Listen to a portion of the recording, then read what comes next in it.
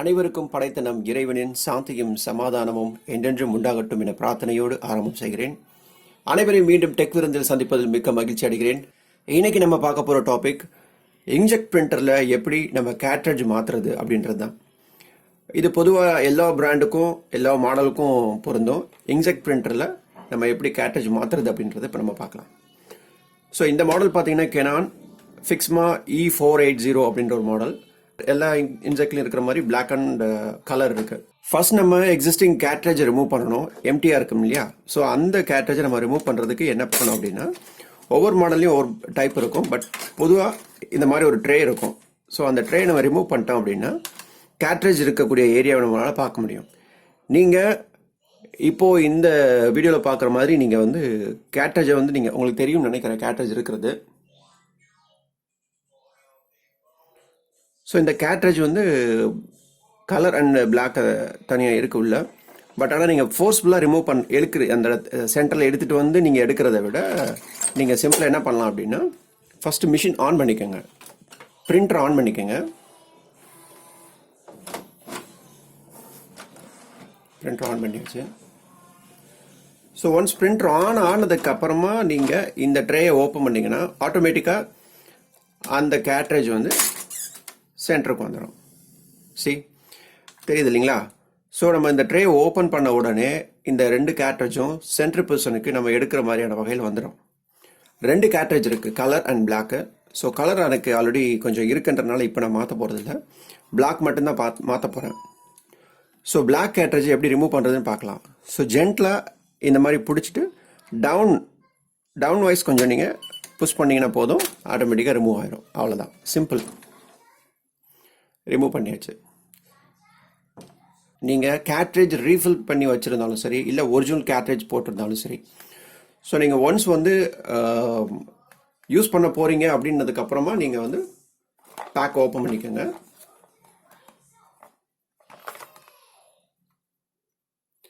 So இந்த cartridge பார்த்தீங்கன்னா actually ஒவ்வொரு பிரிண்டருக்கும் வந்து மாடல் வேரியேஷன் வரும்.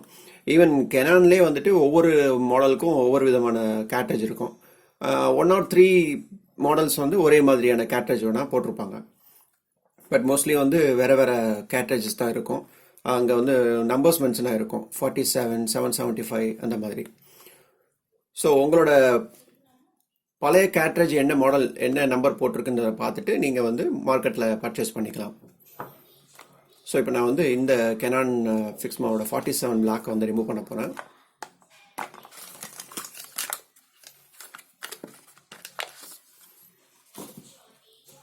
கேட்ரிட்ஜோட பேக்கிங் பார்த்தீங்கன்னா பக்காவாக பண்ணியிருப்பாங்க. இது ஒரிஜினல் கேட்ரிட்ஜு.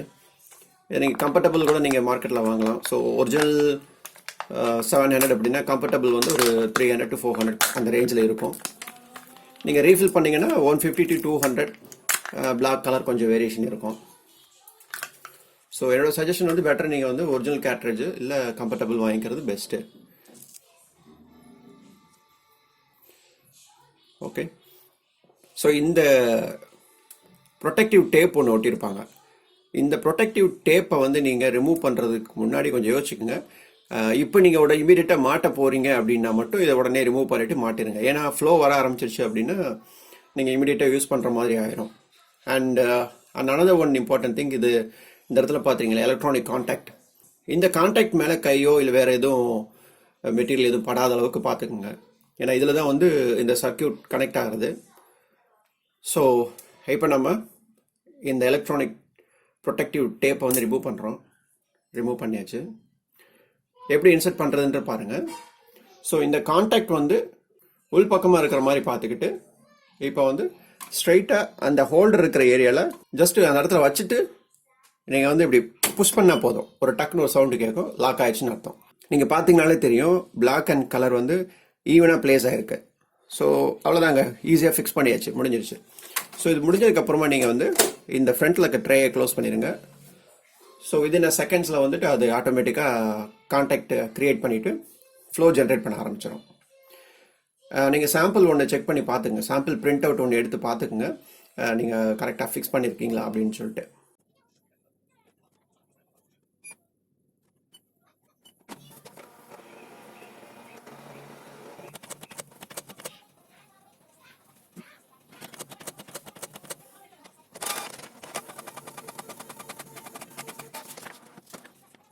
இவ்வளோதாங்க. இதுதான் சிம்பிளான மெத்தட். இந்த வீடியோ உங்களுக்கு பிடிச்சிருந்துச்சுன்னா லைக் பண்ணுங்கள், ஷேர் பண்ணுங்கள், மறக்காமல் கமெண்ட் பண்ணுங்கள். இன்னும் நீங்கள் டெக் விருந்து சேனலை சப்ஸ்கிரைப் பண்ணலன்னா உடனே சப்ஸ்கிரைப் பண்ணுங்கள். பக்கத்தில் இருக்க பெல் பட்டனை கிளிக் பண்ணிக்கோங்க. அப்போ தான் உங்களோட அப்டேட் உங்களுக்கு கிடைக்கும்.